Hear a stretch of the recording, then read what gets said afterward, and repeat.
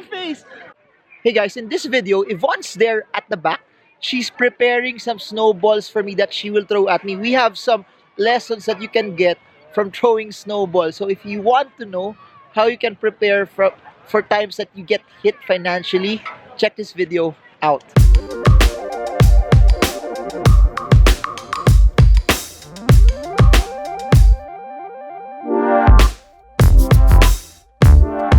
Hi everyone, this is Marvin Germo. If you're new to this channel, please subscribe and smash that bell so you get updated every time we create new content about the stock market. We just hit 70,000 subscribers. We're now pushing forward to the road to 100,000. So please subscribe and be part of this channel.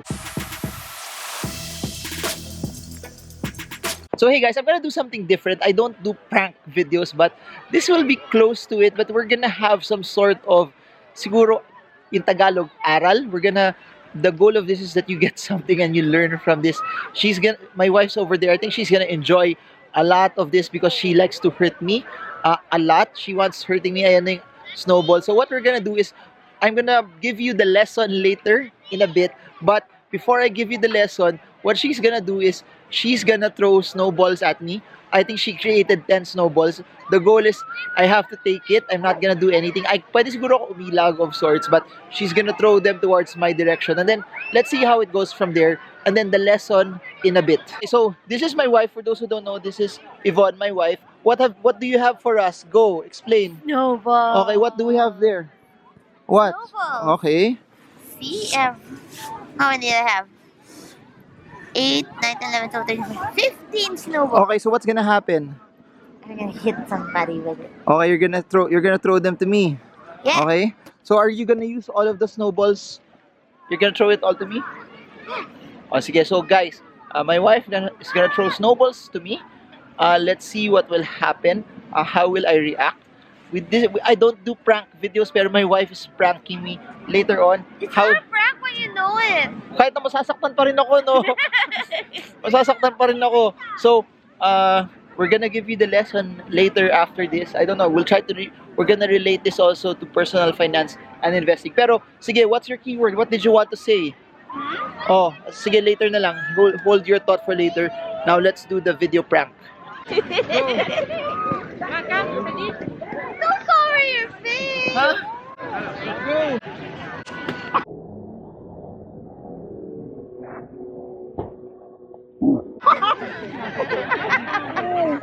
I'm sorry.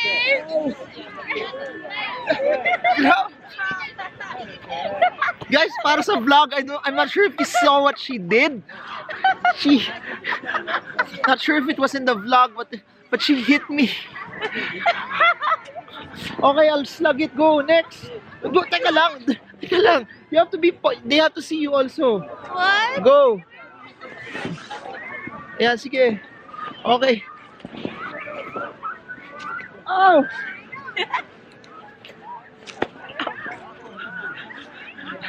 Ow! You got one. Ow! Right there by your arm. Sakit.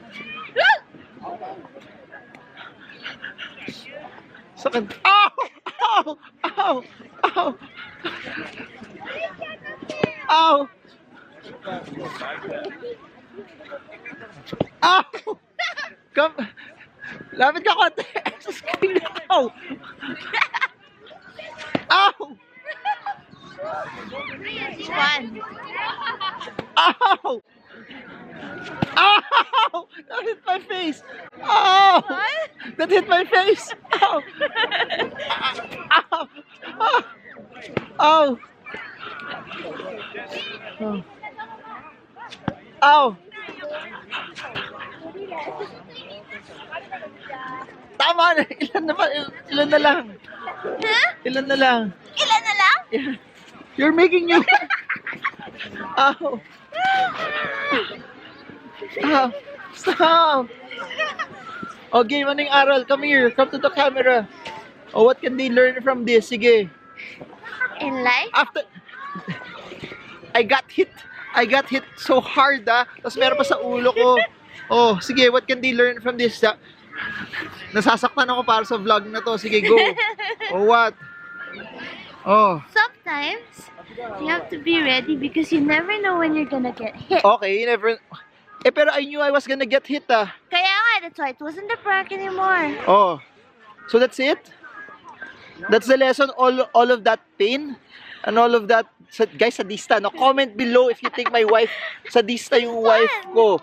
Kung hindi ako masyado nasasaktan sa finances, hindi, nasasaktan ako pag nasa shopping siya, pero nasasaktan ako physically. Physical abuse, guys. So comment below kung sadista siya. Anyways, ano, what? Yun lang yung aral? You have to be ready, Okay. like in finances. Oh, You never know when emergencies are gonna come. okay. So, how you react and how you work towards it is different. Okay. So you need to be always ready Okay. and save. Make sure that you create your emergency fund to be ready for such for things that may happen your way that you're not expecting. Although Marion's already expecting this because I told him I wanted to team with snowballs. Okay, so, guys, that's Yvonne's take.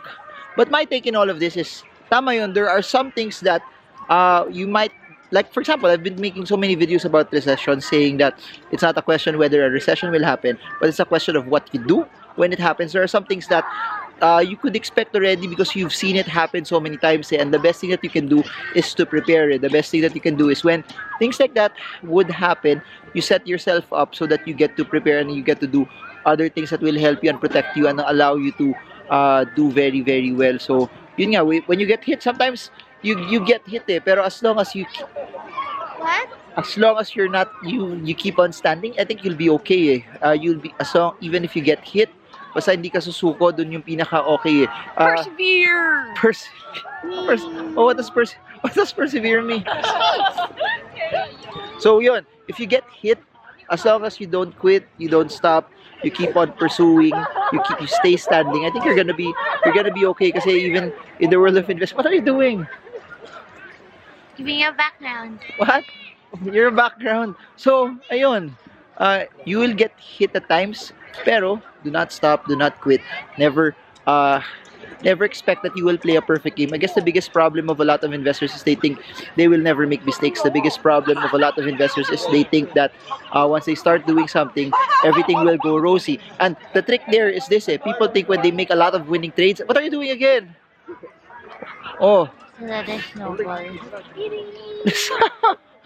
So the biggest problem of a lot of investors is when they do well naman, they think those winning trades will always happen, and they try to see, oh yeah, I've been earning 150% in 3 months, and they think that if I keep this up 150%, I will earn 600% in a year. Then I can earn 600% every year. That's a lot of money already. Please remember this. If you earn 150 in 3 months, that does not mean that that's something you can replicate and it will be the same every 3 months. There will be some months that it will be bad. There will be some months where it's not gonna be as good. There will be some months that it won't be as well for you already. It won't be as strong.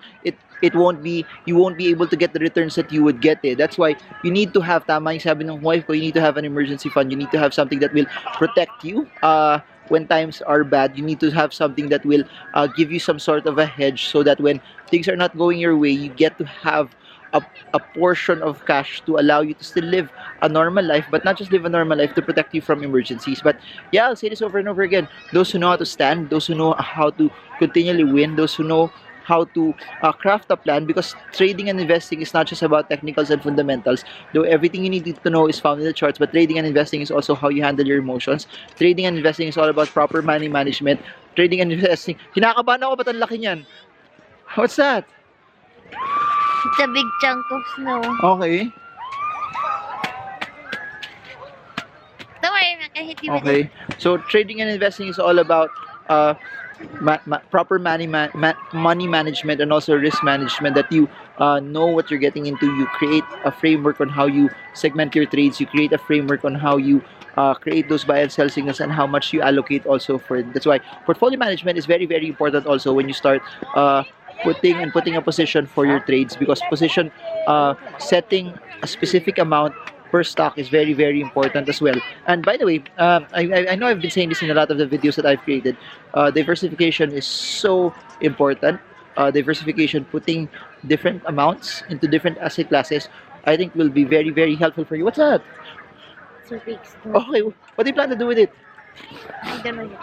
Okay, so my wife is building snowballs. So, first time no, naggulo no. But, yun, diversification allows you to, should one, you get hit several times, diversification allows you to still stand, to continue to walk, and to continue to push through. And if you've made mistakes in 2019, it's okay. Keep on standing, because sometimes it's not about who's the best investor or who's the best trader, but it's about who's left standing, because the one who's left standing normally will win. And that's how it is in business, that's how it is in life. That's why you have to keep on standing, you have to hold your ground, you have to do what you can to be the best. But here's the thing, I've been talking a lot about holding your ground. That's all defense. Another way for you to win is to do offense. What do I mean by offense? You go on the offensive. You start attacking, meaning this. Boom. Yun. You attack. You go on the offense. Boom. You keep on fighting also. So I guess that's it. Pero gumagati na yung wife ko. I hope you got something from this. This is a bit of a light episode since we're on the holiday season. Light episode, holiday season. I hope you guys got something from this. I hope this is something that Yvonne is part of. Laki niya na, kinakabahan ako. Yvonne's part of the vlog as well. I hope you guys learned a lot from this, and I hope this video Does it helps look you. like a snowman? Okay, sige, snowman. Oh, paano yung snowman yan? It's a dilapidated snowman. Okay, sige, final words for people talking about taking a hit. Go. Never be scared. Don't be scared. Hold on, and you will push through. Okay. Anyway. Wise words from my wife who's building a snowman. Parang tuwan-tuwa ka ngayon ah. You're so carefree now ah. I'm bored. Talaga? Yeah. How can you be bored on a vacation? I don't know. Ayun yung brother ko. Pwede mo bato sa kanya. Bilis, my brother's there. Bilis. Guys, so before I end this video, as you've all seen, yan yung malaki na lang. As you've all seen, we've been creating a lot of stuff for my brother, but he's walking close to us. So, babatin ni Yvonne ng malaking snowball. Let's see how will he react to it, okay? So, ayan si Yvonne, tao may masamang balak. Okay, my brother is over there walking close. I'm not sure if you see him. So, ganun. So, I'm just gonna pretend that I'm gonna speak first. Total, tapos na rin yung vlog. May aral na rin naman kayong nakuha. May aral na rin kayong napulot. So, ayan na. Si wife ko, she has her snowballs getting ready. So, my brother's gonna be there. Before I end this, let's see what will happen to him. So, that's him. 우와, 그리고 이렇게 태워줘 올라가. 어느 세월에 올라가냐? 너무 좋다. 애기.